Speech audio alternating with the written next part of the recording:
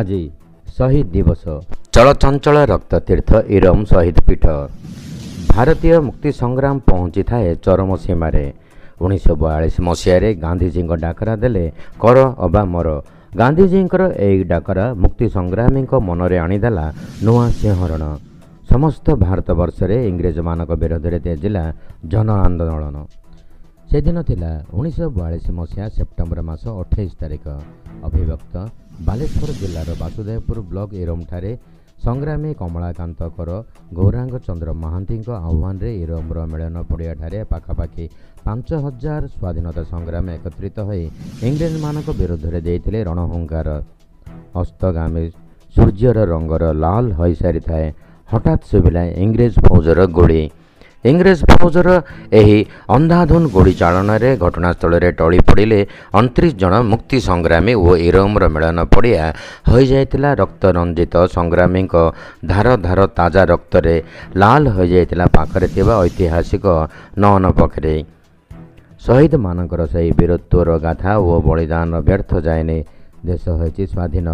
जो शहीद मान आत्म बलिदान पाई आमे आज स्वाधीन से रक्ततीर्थ इरम को केबे मिलिबो जातीय स्मारकीर मान्यता ता देखा बाकी रहा। आमर एक रक्ततीर्थ इरम ठारे जो 82तम शहीद दिवस उपलक्षे आम समस्ते ये श्रद्धांजलि ज्ञापन कलु। शहीद मान उद्देश्य यही माटी दिन रक्त देता। जो 1942 मसीहा जो सेप्टेम्बर 28 तारिख दिन ये 29 जन शहीद होते से भितर ये जड़े आमर महिला शहीद परी बेवा सी ये शहीद होते आत्मबलि देते। से शहीद जो महिलांकर दायाद हिसाब से मुझे माटी संसद भवन को सांसद हो जाइली एवं यही आम रक्ततीर्थ इरम को जातीय पर्यटन स्थल मान्यता देवाई मुझे दाबी रखी। आगु जी आम राज्य सरकार थे नवीन पट्टनायक महोदय यही माटी को से कोटी कोटी टଙ୍କା अनुदान देती सब जो कार्यक्रम आगे चली। तेणु आगामी दिन में ए माटी किपर उन्नतिकरण कर समस्ते शहीद मान दायाद हिसाब से आम समस्ते चेष्टा करवा उचित।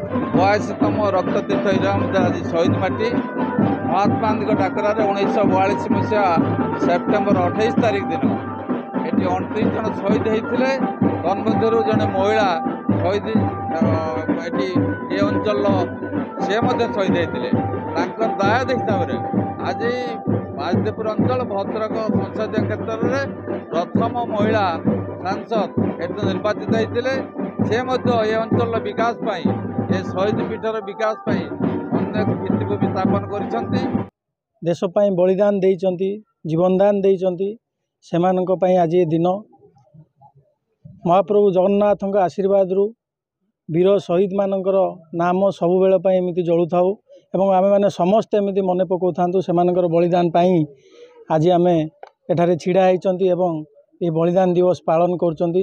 एथिपई समस्त को मु हार्दिक शुभेच्छा एवं अभिनंदन जनाऊँगी।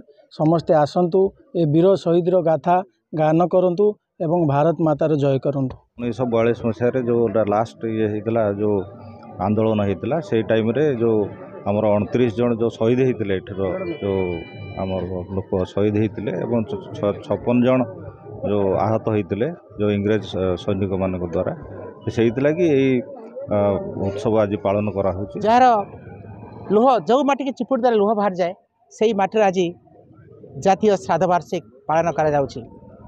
किछ समय पर तिलतर्पण अर्पण करा जाउथला 29 शहीद मानकर जो माने ए माटी के लीड करचंती जो माने माटी की नेतृत्व देइचंती जो कवि माछारी महांती कह कह केउ जाति पाइछि मुकति करी हारी हुरी गुआरी से जो पंक्ति लिखिं जहाँ द्वारा सेटा अग्निस्फुलन खेल लोक मान पाखे यही लोक मैंने पछम देते ये जो झास देवाई ये संग्राम एवं यही माटी भारत उदय प्रथम नारी संग्रामी जी हूँ परिबा तो से माटी जीवनर गाथा गाँची जो माटी स्वाधीनर गाथा गाँची जो माटी आमको देती स्वाधीन चेता होगापाई से माटीर आज कथा से माटीर आज व्यथा आउ आज अनुचिंता होची आज आमर चिंता करार कथा जी जो स्वाधीन एते कष्ट करी जो स्वाधीनता पाई से स्वाधीनता को आम केते भाव स्वाधीन भाव ठीक भाव जानी पार्छ हृदयंगम कर पार्छ ताकू के दिन पर्यंत आम लिभेबा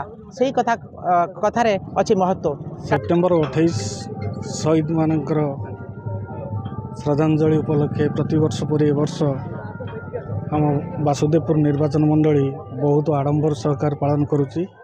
याकू समस्ते मन रखा दरकार जो माने देश पाई विशेषकर वासुदेवपुर माटीर शहीद मान को मन पकाउछन्ति एवं इतिहास को रूपांतरित करुछन्ति सेथिपाई अनेक अनेक धन्यवाद। आज 42तम श्राद्ध दिवस शहीद दिवस पालन कराउछि इरम रक्ततीर्थ इरम रे। ये केवल इरम माटीर गर्व नुह, ये हूँ आम वासुदेवपुर गर्व, आम वासुदेवपुरवासी गर्व, सारा ओडिशार गर्व। आपण मैंने समस्ते जानते एटी 29 जन 1942 मसीहा सेप्टेम्बर 28 तारिख दिन शहीद होते। ता भितर सबुठू जहाँ इतिहास वर्णना करे एकमात्र महिला शहीद होते परी बेवा से होचुंती ये इरम माटीर, जहाँ को सारा भारत इतिहास स्थान देइछि। आम या एक अद्वितीय द्वितीय जालियानबाग भागरे वर्णित करूँ। ये माटी रक्त रंजित होता से दिन, ये सही परिचय आम बहन करे। आम प्रतिवर्ष भली ए वर्ष मध्य तार स्मृतिचारण करुचु एवं ये शहीद दिवस को पालन करुचु। ये वासुदेवपुर पाई अत्यंत गर्व करिवार दिन, ये दिन गोटे पवित्र दिवस। ये जो 82तम शहीद स्मृति दिवस आम पालन करुचे इरम ठारे। आम मन पकेवा दरकार जे ये इरम माटी पाई आम वासुदेवपुर परिचित। ए माटीर केमिति उन्नति हब, ए माटी रे जो घटना गुड़िक घटी जाइछि, जो 1942 मसीहार घटना, से बाबदरे आम आमर नवपीढ़ी को अवगत करवा दरकार, तांको एजुकेट करवा दरकार एवं यही दिन में आम से श्रद्धांजलि देवा दरकार जो मानकर त्याग आम माटी को गौरवान्वित करिथिला। एवं ये माटीर डेवलपमेंट पाई आपण माने जानिचंती जे मु विधायक थिबा समय रे एवं मान्यवर नवीन पट्टनायक जब मुख्यमंत्री थिले ये पूर्व सरकार रे आम ए माटीर उन्नतिकरण पाई यथेष्ट अनुदान सरकार ठारू आनिया को सक्षम होइतिलु। 90 लाख टंका प्रथम पर्यायर खर्च होइथिला एवं ता परवर्ती समय रे 3,46,00,000 ये नौण पोखरी गोटे पवित्र पोखरी यार उन्नतिकरण करबा पाई एवं ए टोटाल पीठर डेवलपमेंट पाई 3,46,00,000 टंका कार्य एवं मध्य चली सरी नाही।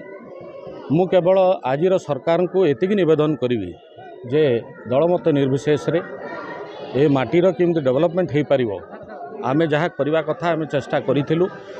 ए सरकार मध्य मु अनुरोध करी जे अधिक रु अधिक गुरुत्व ए माटी ए पीठ को निश्चित भाव में देवे एवं यार केमती डेवलपमेंट आहरी अधिक हो पार से चेष्टा करें। 82तम पूर्ति दिवस पालन करा जाउछि। वास्तव में मु इरमर दायित्व भाव में गर्व अनुभव करुच्ची। प्रथमतः कहबी हे रक्ततीर्थर वीर संग्रामी संग्रामर रक्त पद्म अलिभाव मोर शिखा आपण मानक मोर अयुतायुत रक्त पुष्पांजलि। एई माटी एई पुण्य माटी रक्ततीर्थ माटी जहाँकि द्वितीय जालियानवालाबागर मान्यता पाई। प्रकृत में कवि भाषा रे कहा जाई पारे धोइलाणी एई प्रांतर छाती केते आषाढ़र बारिधार दिशी जाए से प्रांतर मते ताजार कतरे जर जर ताजार कतरे जर जर। वास्तव में एई माटी पुण्य माटी आज भी से आषाढ़र बारिधार रे लाल देखा जाए। एई माटी जातीय कवि बांछानिधि महांतींकर माटी जहाँकि अनेक अग्निवर्षी कविता लोक मानक गभीर भाव प्रभावित करथिला। एई समरर महासमुद्र मध्य को लंफ प्रदान करबा को से दिन थिला 1942 मसीहा सेप्टेम्बर मास 28 तारिख। से दिन अस्तमित सूर्य शारदीय आकाश विदाय नेबा पूर्वर रक्तर लिहान फुआर हुए तो सिहरी उठिथिला। इंग्रेज मानकर 304 राउंड गोली वर्षण में टली पड़ते 29 जन वीर संग्रामी एवं आहत होते 56 जन वीर। से शहीद होइतिबा वीर मानक मध्य झांसीर राणी लक्ष्मीबाई सदृश नारी परिबेवा शहीद होते। वास्तव में आम तांकर दायद भाव में गर्व अनुभव करुचु। मात्र इरम आज अवहेलित अवस्था रही। इरम रे एक डिग्री कॉलेज अभाव रही, ई लाइब्रेरी अभाव रही। तेणु आम छात्र छात्री मानक पई ई लाइब्रेरी एवं +3 पई एक डिग्री कॉलेज जगाई दिया गले आमे बहु उपकृत हुअंतु। भद्रकरू सुब्रत बेहरा रिपोर्ट, मानवाधिकार न्यूज इंडिया।